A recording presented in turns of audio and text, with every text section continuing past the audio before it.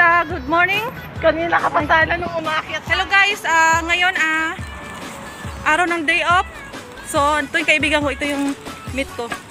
Yung ibang kaibigan ko, binalak ako dahil hindi ko na-meet si Atay.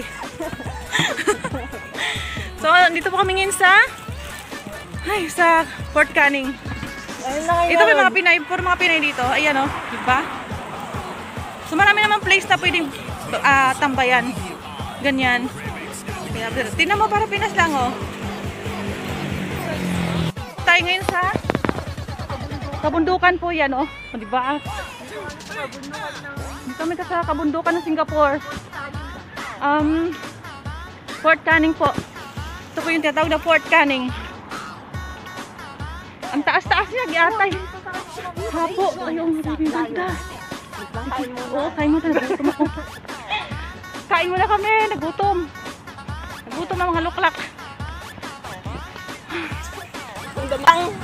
Giatay sa Pinas kasi pinakbit. Ano hindi yan pinakbit Ilocano? Sige na nga, pinakbit Tagalog. Sa Tagalog. Ano?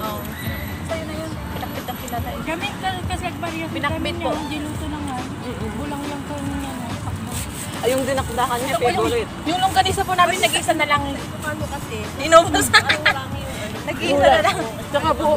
Tsaka buo-buongan yung gulay pa eh. Nagpit yung gulay tayo. Ay, gulay da.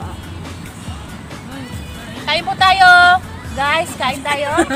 Ay, ngayon po, magpapakilala po sila kayo isa-isa. Para ba?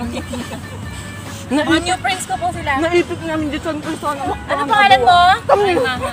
Maha. Ikaw nung gabi. Bebe, pangalan mo? Kat. Kat. Ate. Ano si ate? Hindi mo makita. Si ate naman. Tapat ulit. Marie. Ay, si ano naman ito no? Bakit kami? Bakit? Si ate. Beautiful Becca.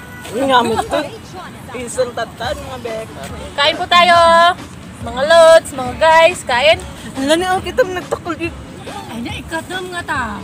Saan makaangus ka? Isa nagbasil ang makan ko tata, naipit. Nung naikat to dati pantalunan na bisin man nun. Basta ikatam mo. Tama ka tumandayo pala yun.